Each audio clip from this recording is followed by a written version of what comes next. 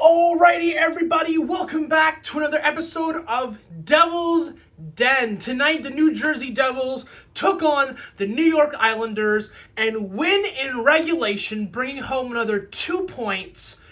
I'm sorry, I didn't even get that right. 4-3 in overtime against the New York Islanders. So, tonight's game, how would I sum up tonight's game?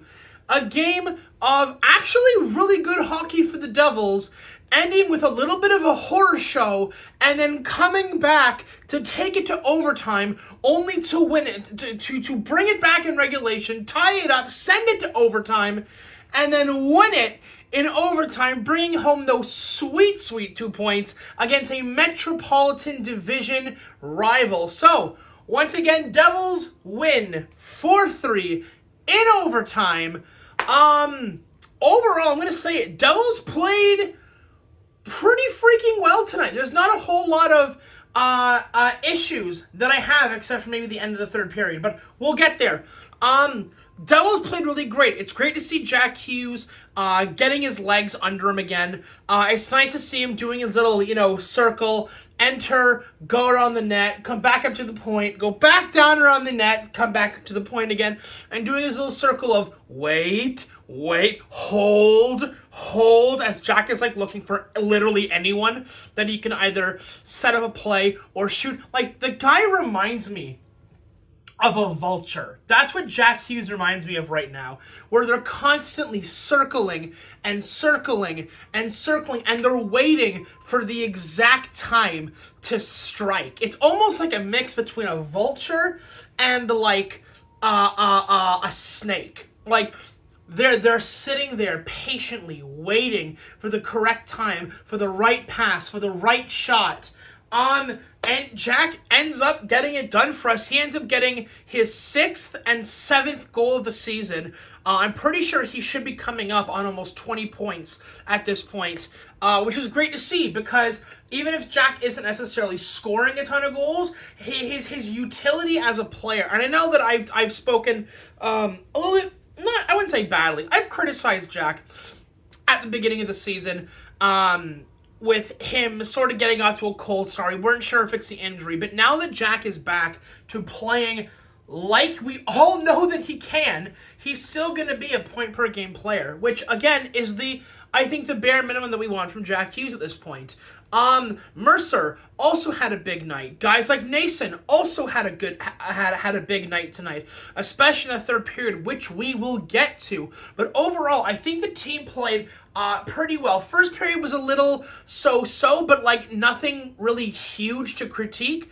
Dougie Hamilton does look a little rough, though. Dougie looks a little off. I'm not sure what it is. I don't know if it's if it's just something that's coming up recently, or if it's something that's been nagging him, because I know he's coming off an injury. I'm not sure if maybe there's still a little bit of lingering stuff here or there. I don't know if as the season continues, we're going to see maybe the injury that he had start to nag him a little bit as we further go into the season. But Dougie didn't have his best game tonight.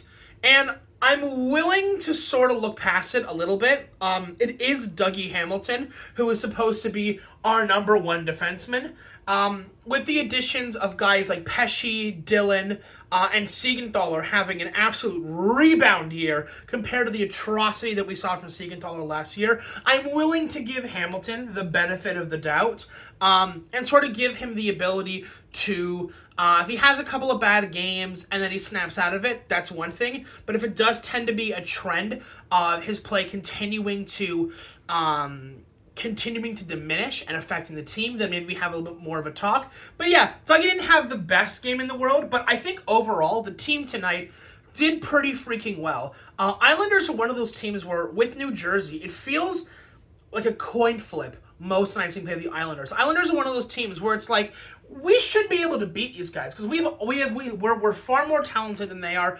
They edge us in maybe goaltending. I think Sorokin's definitely a better goaltender than Markstrom and Allen. So I'll give him the edge on goaltending, but everything else, forwards, defense, depth, raw talent, Devils take the Islanders. But when we play them, it always feels like you don't know how this game is going to go. I don't know. Islanders are just one of those teams the Devils seem to have, I won't say trouble with or a hard time with, but they're seeming to be a little... it's weird. I don't know. It's a weird feeling. So, first period, Jack Hughes gets us almost immediately on the board, scores to make it 1-0.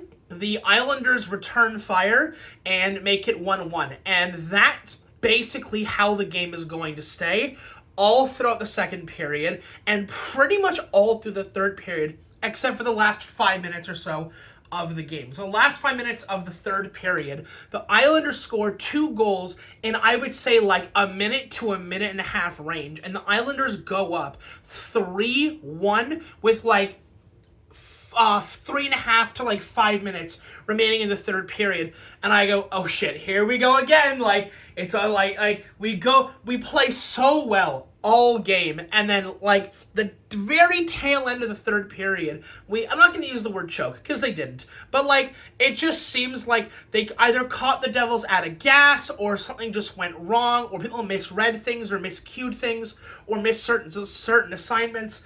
But the Islanders go up 3-1 with about 3.5 to 5 minutes left in the third period.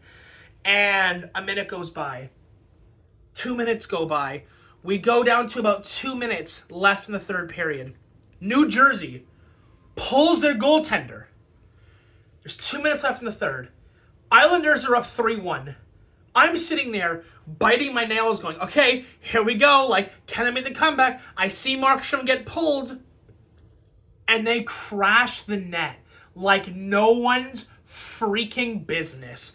Dawson Mercer gets a goal, making it his, I believe, 4th of the season. But I'm sorry, Mercer looks already head and shoulders above what he looked like last year. Mercer's presence on the ice, say what you want about him not being like the biggest point guy or the biggest assist guy or the biggest goal scorer on the team, but his work ethic is, I think, second to none on the team. This guy busts his ass day in and day out. The guy is a workhorse when he is on the ice, and he scores to bring it back to 3-2. And I go, okay, there's like a minute and a half to 2 minutes left in this third period.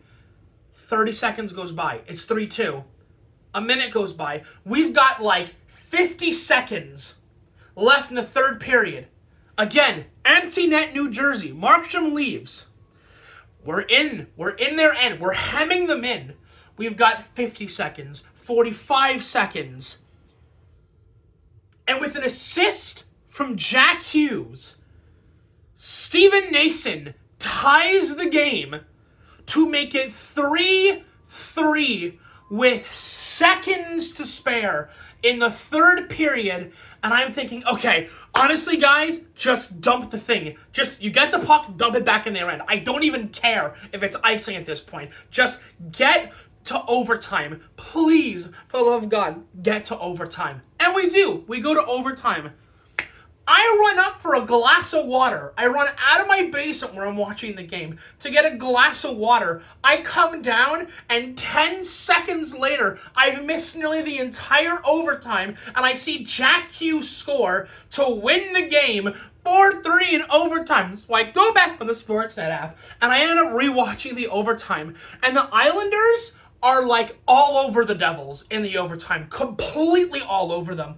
They only get like maybe a shot or two, but they're cycling the puck for what feels like 2.5 to 3 minutes of the overtime out of the 5 minutes available.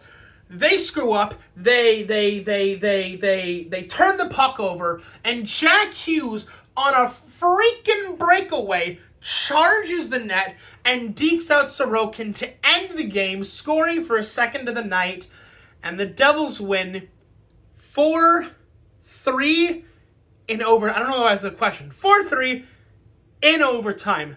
So, moral of the story here is that if the Devils are down, do not count your chickens or do not consider the game over until it hits 0-0-0 on that time clock. Because the Devils in a game that I actually think is fairly important. You're playing a metropolitan rival in the Eastern Conference, a team that you're going to be competing with for a playoff spot, because the Islanders are one of those teams where it feels like you can't count them out in any year because they're just sort of there. They're the definition of like little brother syndrome. I don't know what it is about the Islanders, but they're always there no matter what you do to shake them. Big 2 points for the Devils. They worked their asses off for that comeback, making it 3-3. If you're a New York Islander fan, I am so sorry. I'm not, but I'm so sorry. Okay, glad, hey, they get a point, but the fact that the Devils were like, okay, we're going to hunker down and we're going to get the comeback. And they did, and it's great, and it's fantastic. There should be no Devils fans tonight complaining about the game. There should be no one, ripping the team a new one for going down 3-1. I know it's bad. I know it's shitty in the third period to give up 2 goals in a really quick fashion. But they hunkered down so well and pulled themselves out of the hole to bring the game to overtime and then to win it. Like, you would not have seen that last year. You might have seen it once or twice in like 82 games, but like you would not have seen this level of, okay guys, we have a job to do, let's go out there and let's get it done. And they did. Devils get to win a game against a metropolitan rival that they're probably going to end up possibly facing in the playoffs. Potentially. We don't know yet because we're still ages from that. But, yeah, Devils played a good game tonight. There's 1 or 2 people that I think need to, tighten it up a little bit. Dougie Hamilton being one, and Jacob Markstrom being the other. I don't blame, to be clear, for tonight's game, I don't necessarily blame Markstrom for the goals directly. But we have another game where Jacob Markstrom is posting an .863 save percentage. Like, I'm starting to have, and maybe it's too early. Maybe it's far too early. So maybe I'm completely talking out of my ass here. I am slightly concerned that maybe Markstrom did not come as advertised. Now, to be clear, I wasn't expecting Markstrom to have shutouts every night or posting 960, 930, 920 numbers. I expected him to come in, play like 910, maybe 915 save percentage hockey, goals against average being like 2 goals a game. But I'm starting to worry a little bit because the last couple of games, he's only been able to post not even 900 numbers. He's posting 860s, 890s, 880s.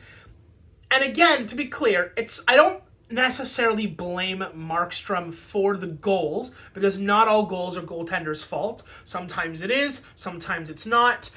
For tonight, I don't really consider them his fault because a lot of the times you got Hamilton blowing a gasket and leading to a 2-on-1. You can't blame the goalies for those kind of goals, but I am slightly concerned. Not enough to cause, I'm not hitting the panic button or anything, but I am a little bit, there's a little bit of concern starting to rise up. But yeah, we'll see what happens. I do like the Markstrom-Allen tandem, that little 1A, 1B. There's no, guaranteed starting goaltender right now because their numbers are fairly similar. I think Allen actually might be outperforming Markstrom right now, not in raw numbers, because again, I think if you take Markstrom and Allen have each had nights where they get blown out, right? I think Allen against the Lightning had 7 goals going against him and it absolutely nuked his save percentage. And Markstrom has had his fair share of games where he's let in 4, 5, 6 goals in a single evening. But I feel like if you take those outliers out, I feel like Allen might have a little bit of a stronger goaltending right now than Markstrom. But again, only time will tell. We're not even 20 games in, so there's no need to, panic or whatever. But I think it's worth noting that Markstrom might not have come as advertised. But we'll see. We'll see. Anyways, that's going to be it for me, guys. And I will talk to you guys in the next one tomorrow when we take on the San Jose Sharks. Adios.